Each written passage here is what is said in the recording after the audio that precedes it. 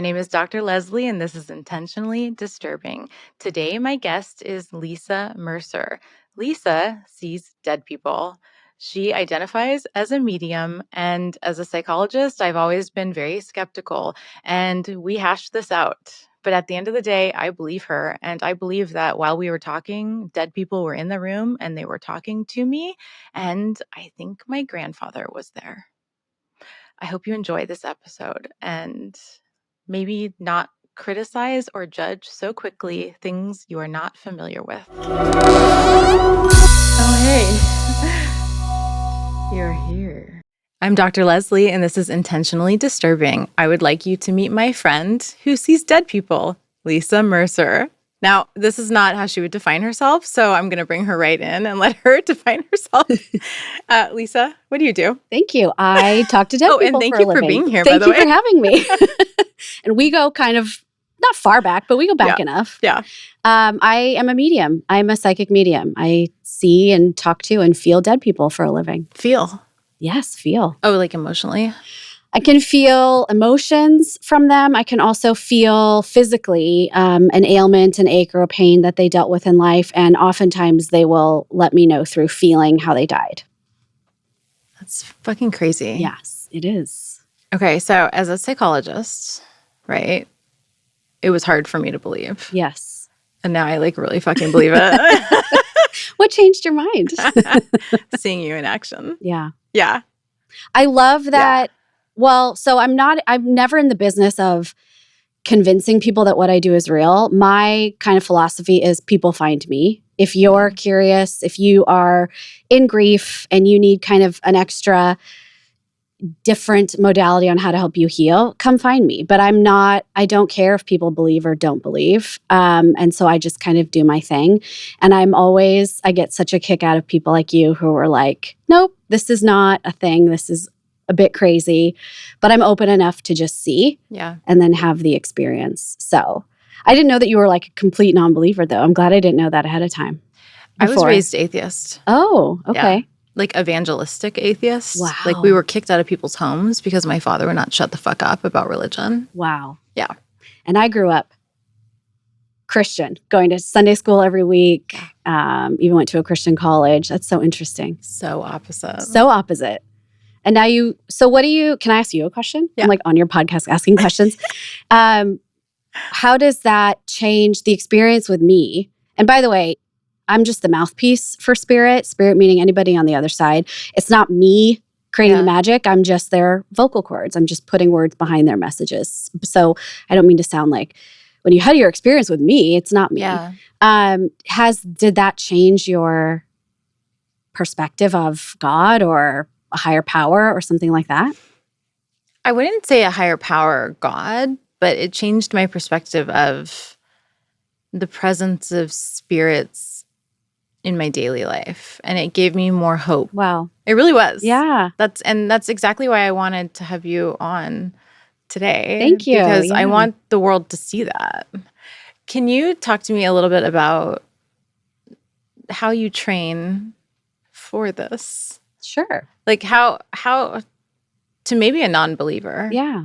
So you were a kid when this started, and then you yes. kind of got into the training of becoming a medium. Mm-hmm. Can you take us down that? Sure. So just like a little backstory, my first memory of seeing a dead person and knowing that I had an ability, I had a gift that not many people around me had, I was 4. So this has been with me practically my whole life. So, but for the majority of my life, because my family was very religious, I acted like it wasn't inside of me. It wasn't a part of me, because this is absolutely not in agreement with the values of the Christian church. We can pick that apart all we want, because that's part of my kind of self-acceptance, my journey.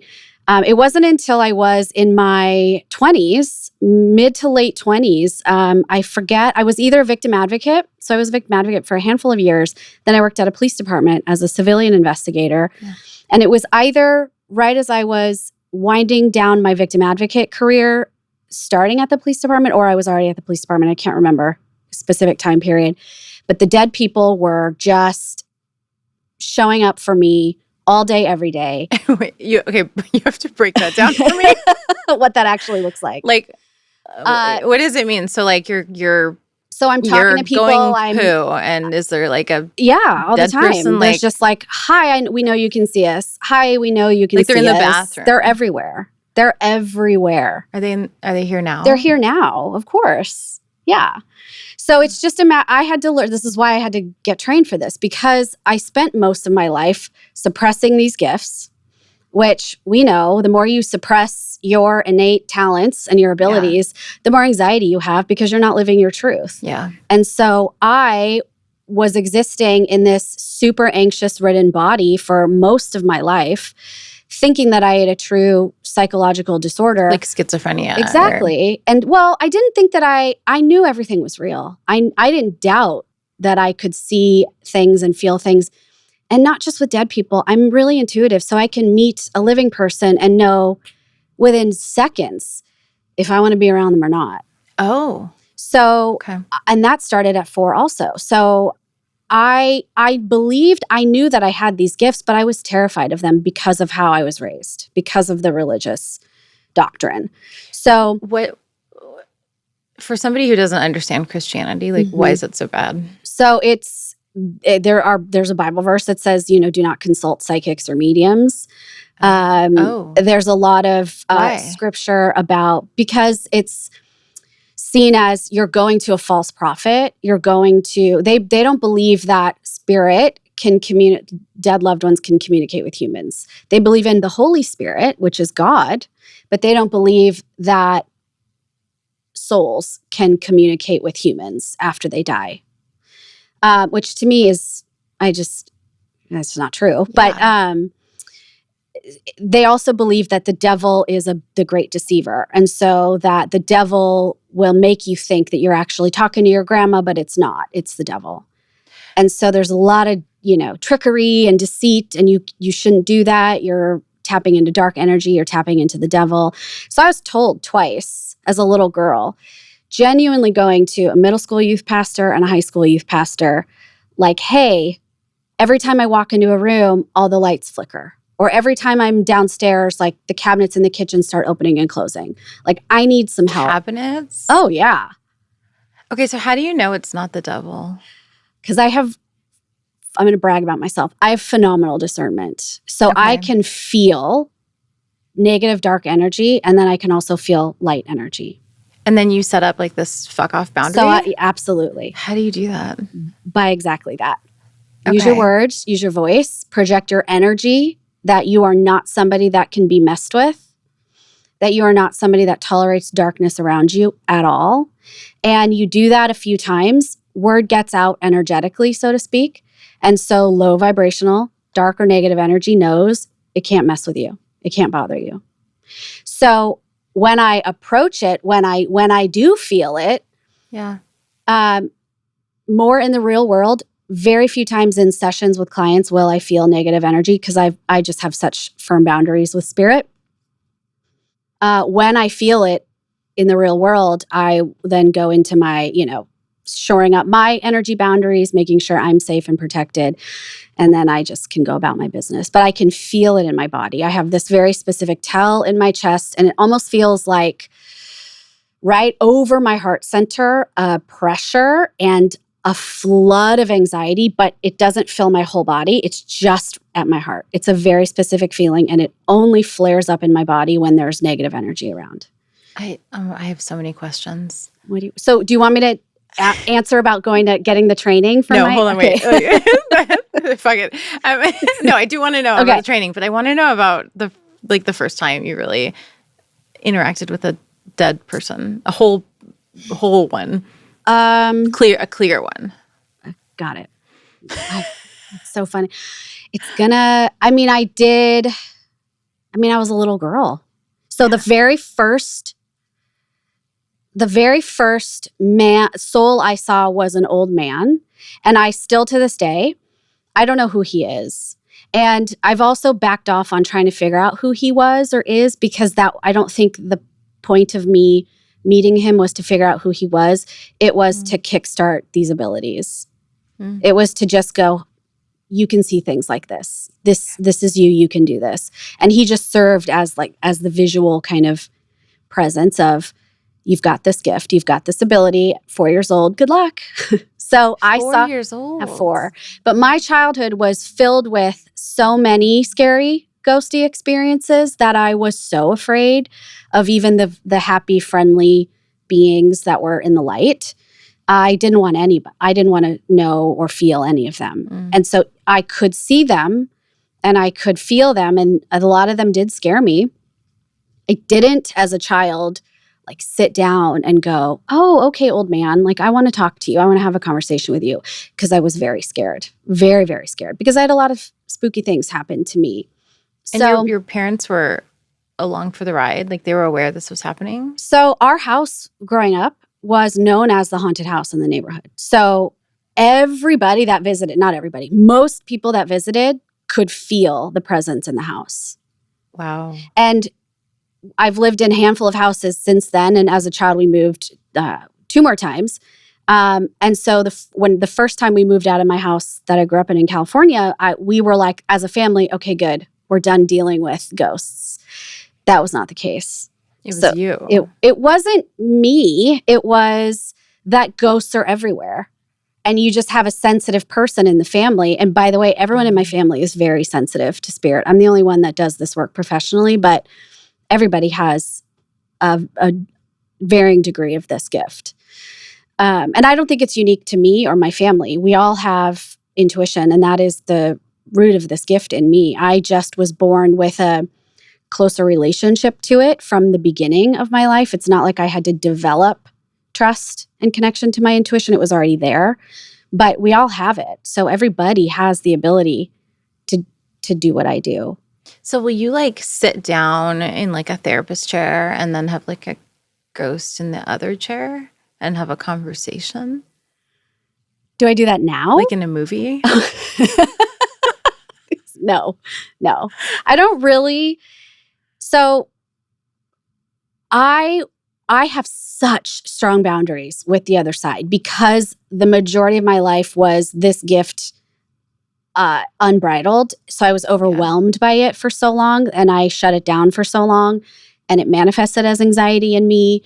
I learned how to have such strict boundaries with spirit. So I don't really acknowledge all the dead people in a space unless I'm working, because just like word gets out with the negative energies, once you say fuck off, you can't bother me, and word gets out. Yeah. Word gets out for the beings in the light that are like, oh, she can see us. She'll give them a message. So you have to have boundaries with them too. Otherwise, they won't leave you alone. Well, yeah, and girls got to get paid. Yeah.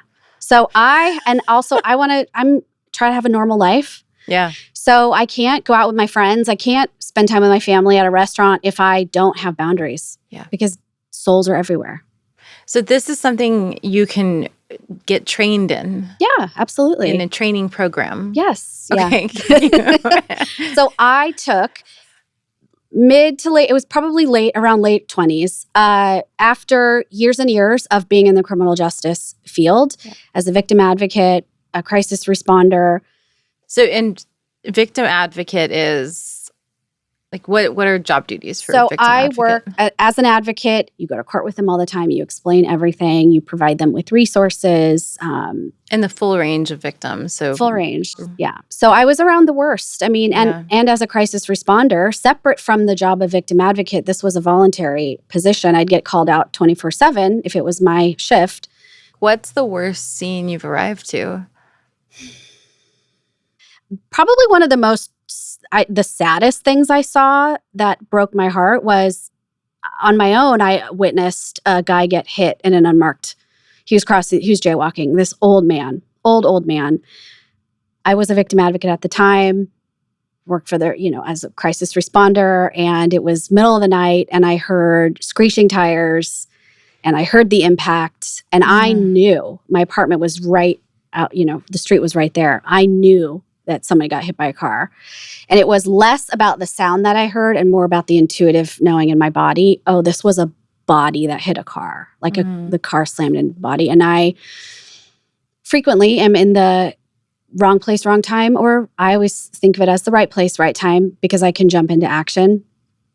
immediately ran outside in my pajamas and sat with this guy, and I could tell he had a pretty thick leather jacket, but I could tell his body was all disconnected. Like his arms were not where the arms should be. So like they were very loose, and so I knew that he had some like dislocation. He was crushed. Yeah, and his he had his shoes off. He was slowly dying. So he essentially died in front of me, and I was like, this is okay. You're going to be okay. You can relax now. You're safe. I'm not going to leave you. My boyfriend at the time was like, get out of the street. And I was like, I'm not leaving this man to die by himself in the middle of the road. And it was dark. And did you whisper, don't worry, I got you. We're going to stay friends. I know he visits me. Yeah, he visits me. Because you were the last person you saw.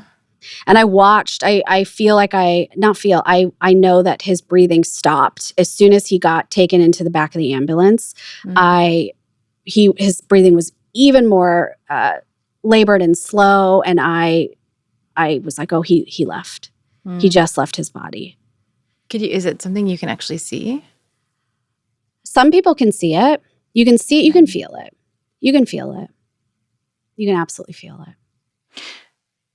Do you remember coming to my house for the reading? I do.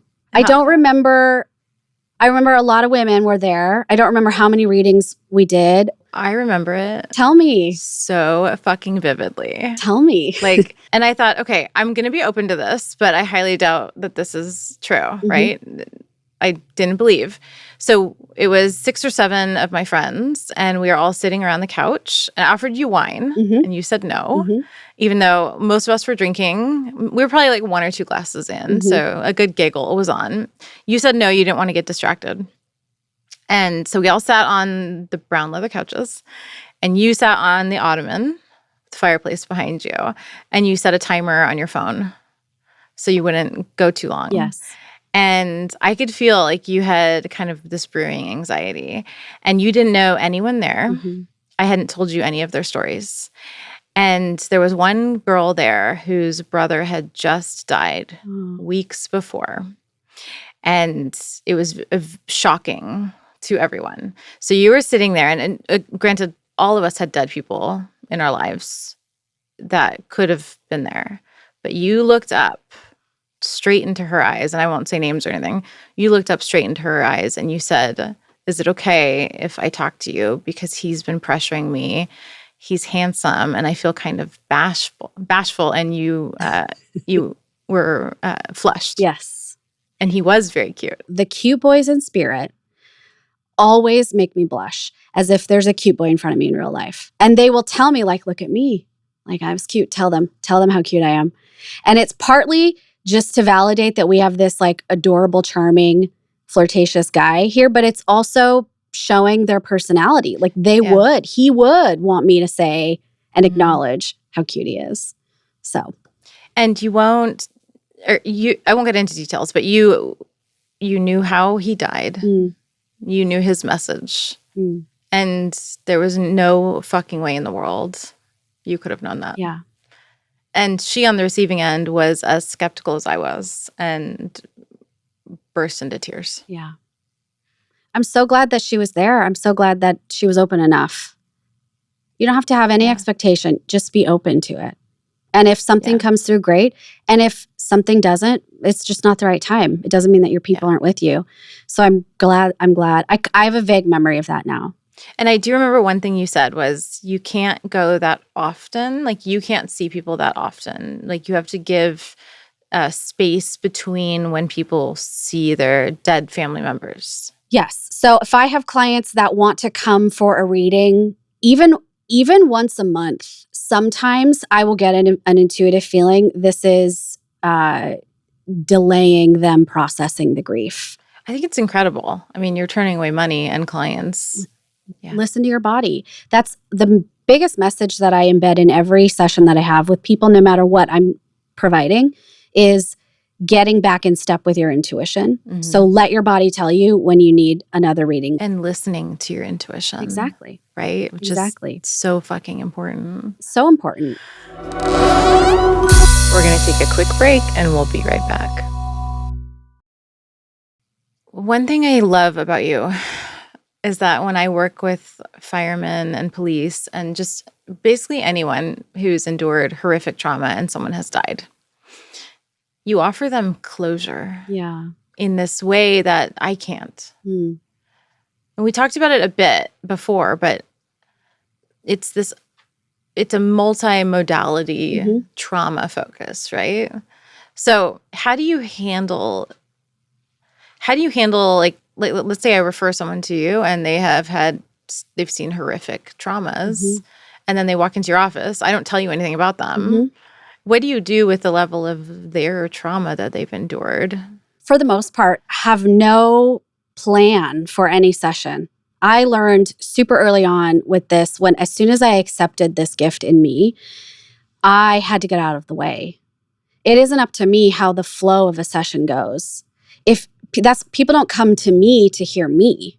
They come to me because of the messages coming through from their loved ones or from their spirit guides or from their own higher self, which is their intuition, that I can tap into and help them with. But they're not coming because they want Lisa's advice. They're coming because they want the spiritual awareness, the spiritual meaning, that kind of guidance or advice. Yeah. So most people I see have a shit ton of trauma. Yeah. I have a ton of first responder clients that have their own personal trauma, but then on the job shit that they're exposed to, I can definitely feel it. And a lot of times it does incredible amounts of healing to just have the person hear me say, oof, I can feel what's in your body. I can feel that. And I get a quick flash of what somebody has endured. Can you give me, ethically, can you give me a specific example? Yeah. I have a client, she has passed away. It was actually a very hard thing that I had to deal with because I have had clients die, which is a trip because then they come back and visit you and you're like, this is so strange. Like I channeled and all of your dead people for you and now you're the dead person. You're coming through to say hi to me. It's wild. Are they like cool? Now I can do this easier? They know how to communicate with me because they know me. I've lost in the last 4 years, 3 clients have died. Yeah. And they've come back to message you in some way. Well, one of them, it's quite amazing. Both of the clients that I've lost, their family members are established clients with me. So it's very interesting how we're all in this together. So I'll tell you the story about this one woman. She was a expert trauma therapist. She was a remarkable human being. And she worked with me. I'm also a hypnotherapist. I don't practice that as much these days, but I'm trained in hypnotherapy and I use the same skills for past life regression, which we can talk about if you're interested in at some point. She came to me we did a lot of mediumship sessions together, and then she wanted to do hypnotherapy with me. She had already healed tremendous amounts of her own trauma, but there were a few things that she was intuitively feeling I might be able to help her with my kind of spiritual spin and my intuitive spin on healing trauma. She was like, can we do hypnotherapy? And Can you explain hypnotherapy? Sure. To listeners? Because most people think it's like, I'm going to flick you on the forehead and you're going to pass out and then wake up as a dog or something. Okay. Yeah. So hypnotherapy is essentially guided. I define it as guided meditation to kind of go into the mind, to go to the root cause of whatever the trauma is. So the first time that you felt that you didn't have a voice, the first time you felt that you didn't have control over the situation, the first time you felt fear and panic. We don't mess around with I think it's this, and I wonder if it's this. No, we relax you. It feels like a guided meditation through a series of visualizations and muscle relaxing techniques. It kind of gets you to this really calm, relaxed place where your conscious brain chills out enough so that it's not on guard, ready to be defensive or in denial of what you've gone through. It relaxes you enough to get into the subconscious part of the brain where all the shit is stored. I'd be a horrible fucking client. Can I do it drunk? No. Oh, because I think it'd be better. Yeah, no. Well, maybe. Yeah. Off the record, sure. On the record, no. I actually make people sign. Especially for past Sobriety, life regression, I make people sign. Part of my waiver is that they're not going to be under the influence. Oh, Number one, I'm not going to manage your shit. We're doing enough. It's a lot. It's energetically because I can feel. I'm an empath. yeah. I can feel everything. So if I have to deal with your dead people, your higher self, the messages, the guidance that's coming through for you, and you're under the influence, no. It's too much. Too many obstacles for me. And too muddled. Yeah, way too muddled. Yeah. Way too muddled. So I make people agree. And if I sense it at all, we don't proceed. Okay. Yeah, we don't proceed. And that hasn't happened. So anyway, So your client who died, who came back to you, dead? No, yeah. I don't know. I don't think I'll meet another person who had as much trauma as she went through. Oh, wow. Horrifically, we're free to talk about anything on this? Yeah. Okay. Horrific sexual abuse. It is called intentionally disturbing. That's true. I should have known. She had endured horrific sexual abuse by her parents. What makes it horrific? Like, mom would chase her and hold her down while her dad had sex with her, raped her, and her siblings. Mom would hold her down while dad would beat the shit out of her. She would be chained to things, locked in door cabinets or small spaces, locked in the basement. It's so interesting because the Madeline Soto case is in the news. Are you familiar with that case? No. So she was sexually assaulted by her mom's boyfriend. And then he ended up, we think he's going to go to trial, but strangling and killing her. And people are all really shocked that mom would have let it happen. It's few things affect me emotionally more than that. Yeah. Say more. Because it defies the law of nature. Yeah. The bond, the maternal, nurturing, protector. Something is deeply wrong with a female. I'm not letting men off the hook here, but something is deeply wrong with the female that allows that to happen to her young. Yeah. To her baby. So can you say a little more about that? Because I have found it challenging to explain what is deeply wrong with the female. And in my mind, I go to maybe it's autism, maybe it's Stockholm syndrome, maybe she's a sexual predator herself. Yeah. But that's very like psychology, clinical shit. Well, that's true. And energetically, I would say so they have a soul. Everyone has a soul. Well, I don't know that everyone has a soul. Okay. Bookmark that for 2 minutes. I think, and I would say for the most part, everybody has a soul, but we have a choice. We have a choice of going, I am not going to live that way. I am not going to be that way. I am going to choose to tap into my inner light. Because we're all born with that soul. We're born with that inner light. And it really is up to us to keep that light shining. How do you juxtapose that with Christian beliefs? So I think that was part of my journey. I spent many years very angry at the Christian church. And really, I am in a much, I would say, healthier place with it. I don't blame the sort of big business of religion. I hold the two pastors specifically that told me that I was dealing with the devil, that I must have not meant it when I was baptized, that I must not be praying. I hold them more personally responsible than the church itself. But my experience with church and now no longer not participating in church is that I believe in God in such a more expansive way now. I think a lot of religion actually limits God. Limits your personal experience with God. And I believe in God. Like, that's never left me. I absolutely believe in God.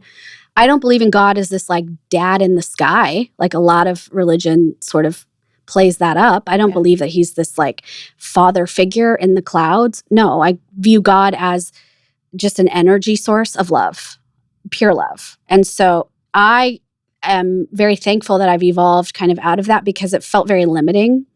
And so breaking away, I see God in every client that I work with. I see God in every sign that I get from my loved ones on the other side. That to me is proof that God exists, because only an all-powerful source of love would allow or build into the lived experience that we get to always communicate with those that we've loved and connected with. That is God. And so I think the church itself, and I'm not knocking, religion is important for a lot of people. I'm not knocking it. But I found God to be much more connected to me. And I could find God in all of these details in my life that I couldn't necessarily feel or see when I was connected to the church. And going back to, I want to do you a justice here, the training. So I sought it out. I just, in the throes of my career and all the death and just ickiness that I was surrounded by, and all the dead people were like, I felt like they were kind of closing in, where I could no longer pretend that I couldn't do this. And so I just Googled like psychic development, spiritual development, Orange County. And I found, literally that's what I did. And I was like, the first one that popped up, I was like, I'm going to go, I'll just see it. And the moment I sat down and she started talking, I was like, oh, I'm home. Yeah, I'm not alone. I'm not crazy. I'm in a room full of people that are exactly like me. I've never felt that before.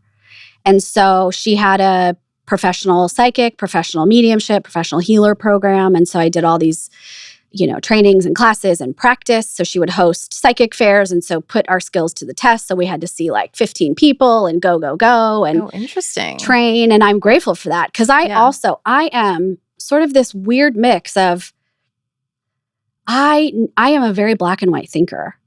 I'm a very much like our first responder friends, like the evidence is either there or it's not. It either exists or it doesn't. So that was kind of a mind fuck for me that's part of my own personal side, but merge that with my abilities to talk to people that no one else can see. Doesn't align with a black and white brain.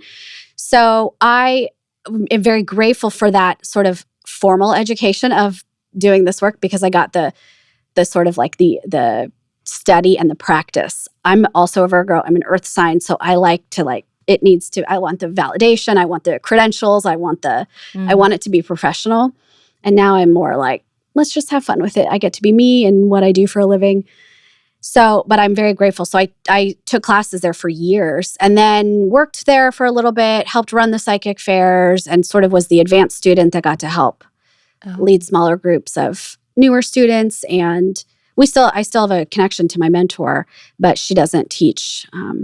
She doesn't teach anymore. It's kind of sad. So we work with cops and firemen. They're so skeptical of your ability. They're my favorite clients. And probably all millions of people listening. I hope millions of people are listening. What do you say to the skeptics? Like my dad, I told him I was going to talk with you today. And he was like, it's bullshit. Yeah, that's fine. What's wonderful about being alive in this body, in this timeline, is that we are allowed to believe whatever we want to believe. It's okay that people don't believe in what I do. I had this response from a former partner of mine when I worked at the police department. I had to tell him that I was a medium because I was visited by a dead guy that I knew was attached to a case at the department. I didn't really know anything. Ooh, cold case? Prior to that.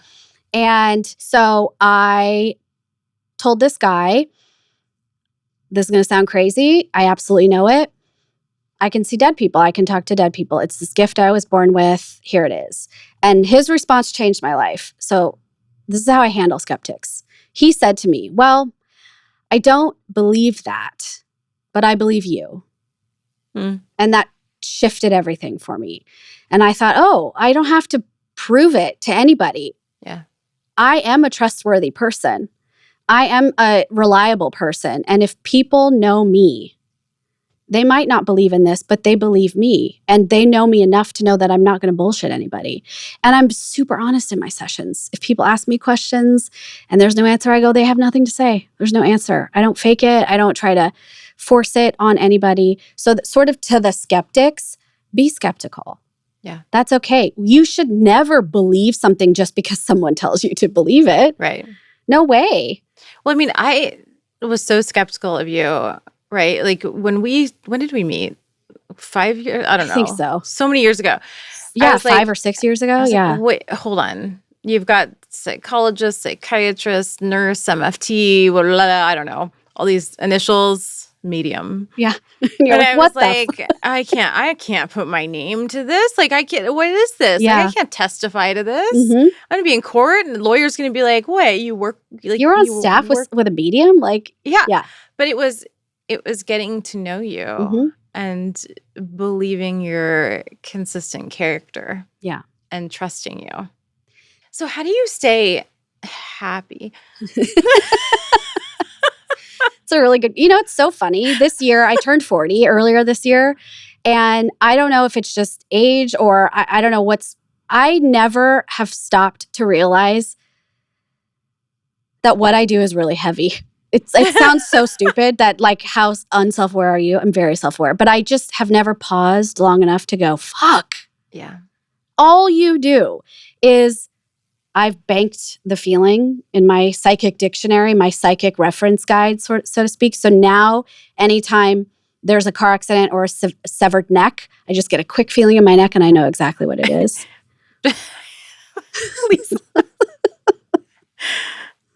I've banked it in my mind. Yeah. But I only just realized how heavy the work I do is. I'm telling you, it sounds ridiculous. I just think I don't stop. Where do you bank it? Where does it go? It just stays in my...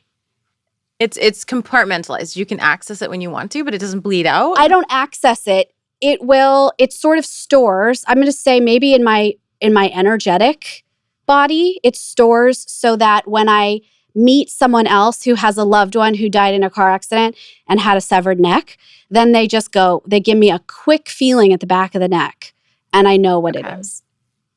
I know what stabbing feels like. I know what a heart attack feels like. I know what stroke feels like. I know what lung cancer feels like. Wow. Paralysis feels like. So how do I stay happy? How do you stay happy? But also, I'm so curious about the cold case thing that you mentioned. One of my dreams, one of my visions is that specifically in this county, that I get to be a part of a case that that they use me like officially, not this back channel.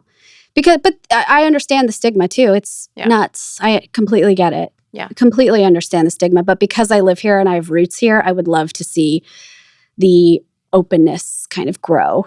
Yeah. They use psychics all the time on the East Coast. It's like a non-issue. Oh, it's a non-issue. Yeah. And so I'd love to bring some of that openness here. Can I ask you a personal question? Yeah. Not that this hasn't been entirely personal. How's your dating life? Crickets. So I'm single. It's hard. It's hard to date because, well, multi-layered, but I am fully aware that what I do is not widely received well. I'm also aware that it takes a really confident male to say, hey, this chick I'm seeing talks to dead people, because then he runs the risk of getting made fun of or teased or mocked. So it takes really strong, confident people. And also I can feel living people's energy as well too. So if something is off in the relationship, I can't. I am uncomfortable. I can't be myself. I can't let my guard down. So I will bring things up, and not in a mean way. I'm not like calling people out, like, change, I can feel this, or stop behaving that way. No, it's a very loving exchange, but a lot of people don't want to be seen and felt fully. That's what I was going to say, is a lot of people don't want to be seen as how they really are. And the sad thing is they're missing out. No, to my own horn. But the truth is I am an empath, but I have tremendous empathy for people. I don't care the life that you lived before you started to date me. Like, I don't care what are you working on? Like, what lights you up? What are you doing to heal your shit? That is you're doing something good. But that's the other end of the spectrum, when most people spend their whole life trying to get to that point. Yeah. Yeah. Showing up at 40 as a transparent, authentic woman is almost unheard of in this world. It's hard. It's hard to, it's so funny. I worry about a lot of things in my life, and that area of my life I just don't worry about, which tells me that like God has it taken care of. I don't stress out about it. I also don't like to force anything to fit. So if it's not, a yes throughout my entire being that I want to be with somebody, I'm not going to fake it and force it. It's just not, it's not authentic. It's not good for me. It's not good for the other person. So I am much happier holding out for and trusting that the universe is going to sort of, make that happen for me at the right time than I am willing to bend and force it to work with somebody that's not meant for me. But would you force an orgasm? Because that's like a different layer. No. Really? You wouldn't even pretend? No. Oh, shoot. No. I'm sorry. It's time for a commercial. Okay, I have to ask this. And I know I said I wouldn't. Who's here now? I'm not looking to do like a total reading, but there is a younger male energy that is present who is cute. So remember we talked about like they like to show up and tell me how cute they were. It's a little bit of they like the spotlight, they like the attention. But I would say that he would have passed away.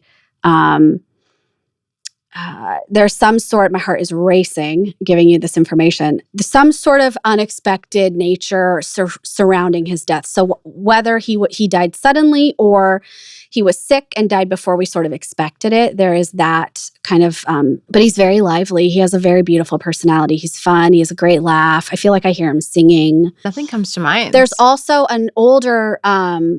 there's an older male and an older female, and they feel to me like grandparents. So like, if you have a grandmother on the other side and or a grandfather on the other side, because I feel like, do you have a grandmother on the other side?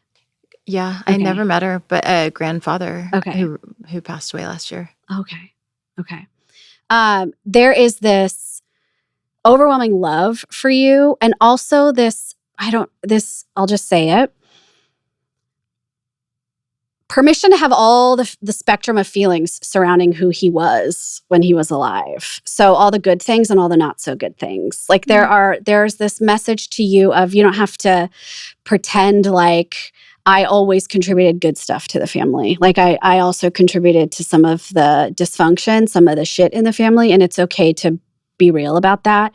He owns that. He takes accountability and responsibility for that. What's really interesting is since he died, my family has fallen apart. Wow. Yeah. Wow. Like I'm sorry to hear that. Oh, it's fine. I'm cold and callous and burnt out. But he was the reason we all got together for holidays. Yeah. Since he died, there hasn't been one. I'm sorry. It's harder because it adds to the experience of loss because the tradition then is also lost. But do you understand that when he says I also contributed to some of the okay. Oh, yeah. Okay. Because he's like saying, be real about who I was. Yeah. So it's interesting that you said the family's kind of fallen apart. I'm going to just say this and be direct. He goes, it wasn't really that intact. It wasn't. Okay. That's not, I don't want to be offensive or demeaning. It's 100% true. Okay. It was a false intactness. Yes. Which I think is so important for so many people to know because every family is so fucked up, and what we see is never what is really what's happening behind the scenes. Yeah, and it's heartbreaking when clients realize the shattering. I call it the fall from grace. Mm-hmm. It's heartbreaking. Yes, yeah, and so I think too he has this message for you of like accept that I was kind of an asshole. Maybe didn't hold himself to like such high moral standards always, but he also had a lot of love, had a lot of happiness, and had a good sense of humor. And so that fueled a lot of the togetherness. But at the core of the family unit, there's a lot of half in, half out, take it or leave it kind of energy. That makes sense to you? Oh, total dysfunction. Okay. And then yeah. I don't want anything to do with it. Icky. Well, so but I'm going to tell you this, the positive message that he has is you get to, just in your own line of work, but also you know how to help people heal. So I'll just be direct and tell you this. He says, do that for yourself. Do that for yourself. Do that for yourself so that you made a joke like I'm disconnected. I don't have feelings. I'm numb. Yeah. That's a joke, but that's very true. And he says, don't live like that. Yeah. Don't live like that. Because you're getting a false sense of what your life actually is. Yeah. And even if you have to go into the heavy, icky feeling, the truth of the dysfunction of my family, good, you're going to face it. And then when you face it in the future, it's never going to be that intense. It's never going to be that dark. As soon as you shine the smallest bit of light through something that's dark, you can no longer say that it's all dark. It's true. And so he's encouraging you, the same passion that you have had all of these years to help other people. Why the hell aren't you taking that seriously within yourself? Because I'm not paying myself. And there's the connection to the dysfunction. Lisa, thank you for being here. And thank you to everyone for listening or watching Intentionally Disturbing. I hope this opened your mind a little bit to other forms of therapy and other forms of ways to treat trauma and just different ways to look at the world. Tune in next time. Oh, hey. You're here.